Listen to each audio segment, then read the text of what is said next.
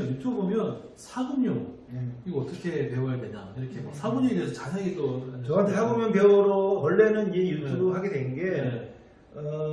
이제 그 전에 한 2년 전에 네. 처음 유튜브 방송을 네. 했었어요. 그렇게 했는데 그때는 그냥 애들한테 내 영상을 남겨주려고 했던 거였는데 우연치 하다가 보니까 그냥 갑자기 조회수가 막 몇만이 돼서 근데 내용들 보니까 사금융에 관심이 많더라고요. 그래서 그렇죠. 사금융 얘기를 한 168편 정도 내가 본 것 같아요. 근데 그 나가니까 뭐 여러 가지 이제 악플도 달리고 이제 뭐 사채업자 어쩌고 나오고 또 돈 빌려달라는 또 댓글도 많이 나오고 그래서 그냥 제가 그 유튜브를 안 했어요. 죽였다가 최근에 제가 이제 작사 작곡한 노래들을 홍보하기 위해서 이제 날렸더니 다시 또 이제 옛날 강남 할배가 다시 되돌아왔구나 해서 또 사채에 대해서 관심을 많이 가져서 사채 얘기를 하게 된 거죠. 어떻게 배우신 거예요? 그거는 이제 우리 홍 대표님이 40이시라 그랬잖아요. 네. 그러니까 홍 대표님이 10살일 때 10살 때? 30년 전? 네, 30년 전이니까 와. 우리 홍 대표님 그때 그 시기에 이제 저는 좀 유명했어요. 사실 아주 되게 유명했기 때문에 아는 놈은 다 알아. 모르는 그러니까 이제 신세대들이 모르는 거지. 그러니까 나이가 한 50대 된 사람이면 저한테 사금융을 배워나간 친구가 한 3,000명이에요. 그리고 제가 쓴 책이 사금융의 바이블이다. 아, 책이 있어요? 예. 책 이름이 뭐예요? 예, 아주 여러 가지가 있어요. 제가 책을 15권 썼기 때문에 그리고 거의 다 돈 얘기야. 그러다 보니까 사금융계에서는 유명한 사람이에요. 왜냐면 제 그 유튜브 이메일 주소가 세일플러스잖아요. 그 세일플러스라는 이름 처음 들어보죠. 그렇죠. 예, 세일플러스가 상품권 할인점인데 전국 맞아요. 최대 조직이었어요. 그러니까 전국의 백화점 입구에 거의 우리 세일플러스 매장이 다 있었어요. 그렇기 때문에 그게 이제 2002년도요. 2002년도네. 딱 지금 20년 전이잖아요. 그러면 우리 김 대표 20살 때인데 20살 상품권 할인에 관심이 있었겠어. 없었죠. 근데 그때도 전국 최대 규모의 세일플러스라는 상품권 할인의 본사 회장이었어요. 그래서 상품권계에서 좀 20, 30년 굴러먹었으면 저를 모를 수가 없고 최근에 상품권 할인애들은 좀 몰라. 알겠어요. 꼰대를. 그리고 이제 또 그래서 이제 그 상품권 뭐 시작해서 뭐 그래서 대학생 그 무조건 무담보 대출 그게 제가 30년 전 상품이거든요. 그러면 우리 김송 대표 뭐 10살 때인데 뭘 알겠어요. 그러니까 최소한 이제 저 또래는 돼야 제가 누군지를 알죠. 엄청나신 분들 진짜 엄청난 전설 사금융계의 전설을 그러니까 많은 사람들이 알고 와요. 그리고 뭐 나는 항상 그래요. 찾아오면 나는 내가 모를 것 같은 걸 질문을 해라.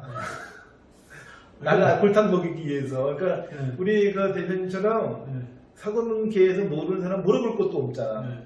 그치? 근데 사금융에서 요건 이 사람이 모를 거야 하고 물어보라. 나는 항상 그래요. 이 사람이 이거 모를 거야를 물어갖고 와라. 나 그래도 얘기해 줄 수 있다. 왜? 사금융에 묻은 것이라는 책을 쓴 저자이고 또 속지 않고 쓰는 산법이라는 게 온갖 대한민국 사기수법이 다 들어가 있는 책이에요.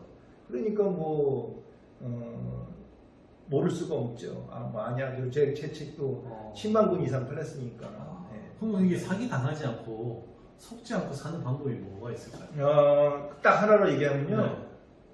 욕심에서 온다. 사기 당하는 건 욕심에서. 왜냐면 야 너만 알아. 그럼 다른 사람 다 아는 거야. 그렇죠. 근데 이제 그리고 고수익을 보장하는 거죠. 자기한테 감당할 수 없는 거를 자기한테 왜 주겠어. 그렇죠. 근데 자기가 자기를 스페셜화하기 때문에 자기만 특별히 알고 있는 정보를 생각하는 사람들, 자기가 대단하다고 생각하는 사람들, 그리고 상대를 얕잡아 보는 사람들이 사기 당합니다. 그러니까 상대를 우습게 여기어서 걔한테 사기 당하는 거고, 자기를 과대평가해서 욕심이 과하면 사기를 당하는 거죠. 나는 이렇게 속고 속지 않는 거는 나한테 담배래. 나는 사실 남 속이는 걸 절대 싫어하는데 속아서 사기 당했다. 근데 나는 그래요. 네 자신을 봐라. 진짜 그래? 진짜 그러냐? 네 자신을 봐라. 진짜 자기 자신이 그랬는지 한번 속으로 한번 자기 네. 갓에 손을 얹어 네. 보면은 욕심이 사기를 가했다. 닦고 속는 네네. 원인이 됐다 저는 그렇게 생각합니다. 네네네. 아, 그래가지고 뭐 어떤 담보를, 근데 뭐 이렇게 하시다 보면 그 돈을 많이 빌려주시잖아요, 그러면. 예. 그러면 한 번도 띄인 적이 없어요? 30대 때는 뛴 적이 없어요. 30대 때는 띄인 적이 없어요? 네. 아, 30대 때는 이런 들었어요. 차병이 돈을 띄어먹느니 차라리 죽는 게 낫다. 아. 그 정도로 유명한 근데- 악덕사업자지. 근데 띄지 않는 방법은 뭐예요? 돈을 띄지 않는 방법은? 확실하게 채권 확보를 해놓는 거죠. 아, 그 사람 담보를 잡아놓는 거다. 여러 가지죠. 담보제한. 예를 들어서 네. 우리가 아주 공증을 쓰더라도 그렇죠. 이왕 그 말공증이 아니라 압류공증을 받아야 되고. 그러니까 그 압류공증이라는 건 그 부동산을 압류를 그렇지, 할수 하는 있는 말하시는 공증. 네. 공증도 두 가지가 있잖아요. 네. 그래서 이제 말공증이 아니라 압류공증을 받아야 되고. 네. 다음에 이제 이 아까 내가 경매 경험이 있다 그랬잖아요. 그러니까 마찬가지로 그 부동산의 내재 가치라든가 최소한 예를 들어서 이거를 갖다 제가 돈을 안 갚으면 내가 낙찰이라도 받아서 네. 내가 채권 확보를 할 수 있는 그런 컨디션을 제대로 읽어야죠. 예. 그래서 예를 들어서 이제 아까 우리 제가 대화 나누는 중에 50% 이상은 뭐 위험하다 이렇게 말씀하시는데 그거는 사실 잘못된 생각이에요. 사채업자를 금융을 안 보세요. 예를 들어서 이 잠실 장미 아파트가 예를 들어서 10억이라고 치자고요. 그러면 예를 들어서 은행에서는 5억밖에 안 꿔줄 거 그렇죠, 아닙니까? 그러면 5억 이상은 꿀 수가 없어요. 그렇죠. 그렇죠. 근데 장미 아파트가 2천만 원만 사도 나가요, 그냥 바로. 그렇죠. 그렇죠. 아파트는 그렇죠. 1천만 원에서 나가잖아요. 아니 상가들도 만약에 이 권리분석에 의해서 그게 뭐 대치동에 있는 상가다. 그럼 얘기가 달라지죠. 그래서 이게 꼭 50%가 아니라고 왜냐면 그 채권 해수에 예를 들어서 내가 맞아요. 한 70%에 내가 꺼줘도 내가 저거 만약에 제가 안 갚으면 내가 2순위 있지만 1순위자가 자기 채권 획수되면은 그 경매 취소를 할 수가 없잖아요. 자기 거 다 받아가는데. 근데 2순위자인 내가 더 떨어지기 전에 내가 그거 두개 사는 게 살 수가 있거든. 우리가 경매에서도 그러잖아요. 왜냐면 내가 MP를 샀는데 저게 더 떨어지는 것보다 내가 그냥 사버리는 게 낫다. 그럼 사잖아요. 그건 내가 뭐 굳이 설명 안 해도 아마 잘 알죠.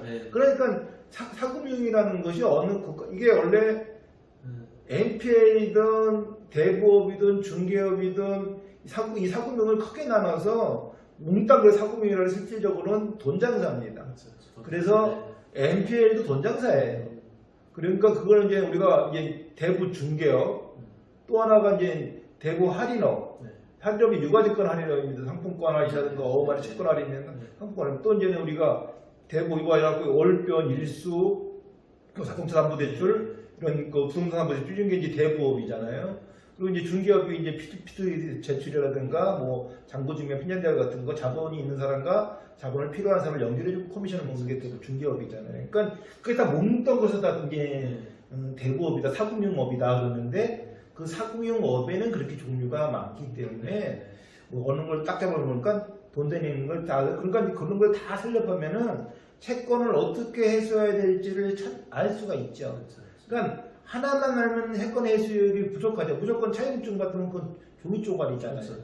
최소한 공증까지는 받아놔야 되는 거고 또 저 사람이 돈이 많다고 해서 하는 게 아니라 저 사람한테 뭔가 질권을 갖다 받아내는 방법 또 저 사람이 앞으로 어떤 금융적 수익이 생길 거라는 거에 대한 하늘에 뚝 떨어진 사람이 아니니까 그런 여러 가지 등등을 다 분석을 해서 또 세금융업을 똑바로 배우면 사실은 뭐 우리 홍 대표가 이제는 이거 해설하잖아요. 내가 이거 방송하면서 이 경매하는 애들 좀 많이 먹어. 왜 많이 먹냐면 아니 경매가 사금융보다 돈을 더 잘 번다는 거야.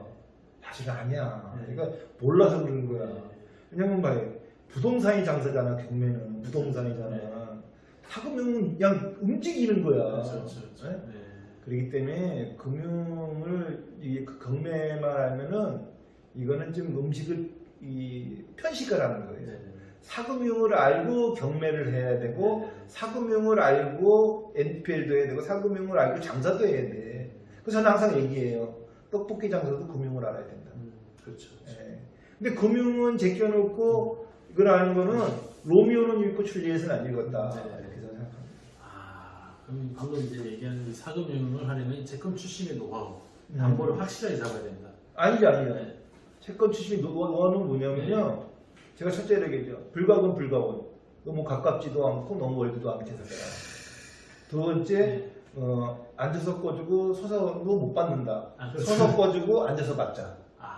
현장 그러니까 NPL의 입장을 하잖아요. 그렇죠. 마찬가지로 이제 사금융도 그 회사를 찾아가 보고 또 이제 그렇게 이제 그 사람이 어떤 제 환경을 안 가지고 보면서 그러니까 서서 꺼주고 앉아서 받자. 제대로 조사해 놓으면은 앉아서 돈을 받는 거고 그렇죠. 돈 좀 있다 거들먹거리면 서서 못 받아요. 그래서 이제 앉아서 거기 서서 받자는 거고 말하면 이제 또 이 돈을 받는 방법 중에 세 가지가 있어요. 하나는 읍소형. 야, 네가 돈을 안 주면 우리 애 학교를 못 간다. 그런 읍소형이 있죠. 근데 그거 안 통합니다. 안 통하죠. 두 번째로 공갈형이 있어요. 너 이 새끼 돈 안 주면 눈을 빼버린다. 그건 깜빵갈 짓이에요. 그렇죠. 깜빵갈 짓이에요. 그럼 어떻게 그러면 이제 세 번째가 뭐예요? 구세주형이 있죠. 야, 그럼 너 돈 내가 어떻게 하면 너가 내 돈을 갚겠냐. 근데 우리가 보면 돈을 띄거나 그러면요. 대부분 욕해요. 야, 이 개새끼 왜 내 돈 안 줘 그러잖아요. 그렇죠. 참 어리석은 사람이에요. 맞아요. 두 번째, 경찰에 고소를 해요. 그 왜냐면 고소하면 경찰관이 돈 안 받아주는. 돈 받아주는 기관이 아니잖아. 그 사람은 죄가 있냐 없냐를 따지는 기관이야.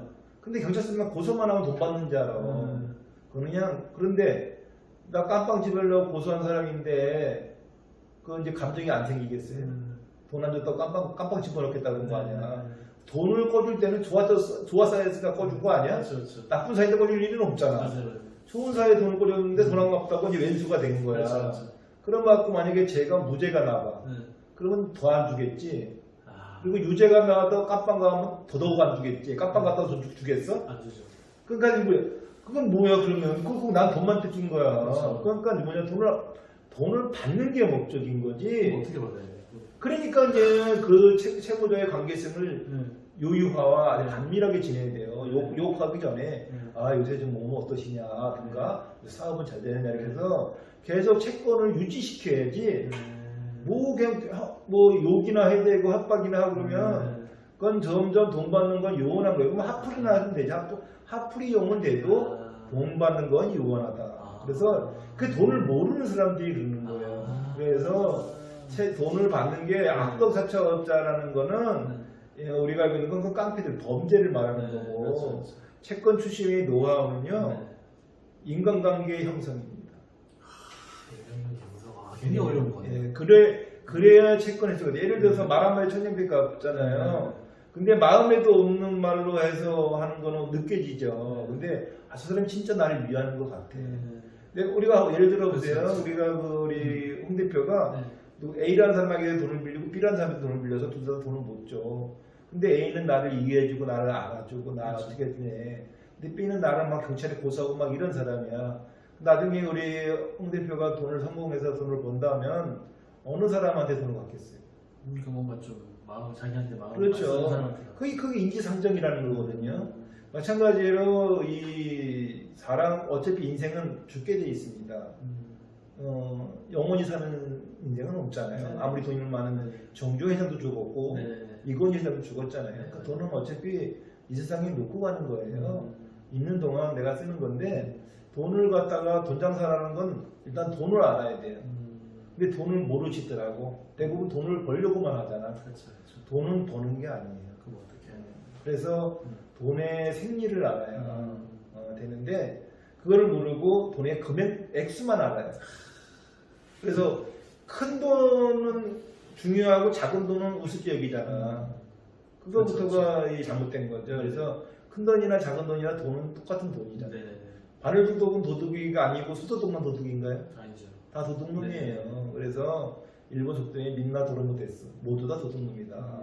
어떤 지금 경매를 하든 사구명을 하든 장사를 하든 다 이문을 남기자고 하는 것이지 자원봉사하자고 하는 그렇죠, 것이 아니기 때문에 직업의 기천은 없지만 그 모든 행위가 돈을 벌자고 하는 건데 사구명은 그 돈이 상품이에요. 그렇죠. 그러니까 개념이 달라요. 다른 것들은 모두 다 돈을 벌자고 하는 거지만 사금융은 돈이 상품이에요. 그러다 보니까 돈 장사라고. 그러니까 돈 장사, 그러니까 돈을 아주 쉽게 표현하면요, 돈을 사가로 보시면 돼요. 사가 장사꾼이다. 사가 장사는 뭐예요? 박리담회, 매점 매석. 네. 이게 장사의 기본이잖아요. 네. 돈도 똑같은데요. 네. 급한데 돈을 줘서 이익을 많이 내보게 하는 게 매점 매석이고, 네. 다음에 박리담회, 이 돈이 좀 많으면 이문을 적더라도 널리 퍼지게 하는 게 은행권 대출 아닙니까? 네. 그리고 지금은 은행에서 돈 장사하는 거가 이제 개인들이 해야 될 시대가 온 거예요. 지금 유튜브 같은 경우에도 그렇잖아요. 그렇죠. 이 돈 장사가 옛날에는 은행에서만 하던 거를 이제는 개인도 할 수 있는 금융을 배우는 게 사금융이다.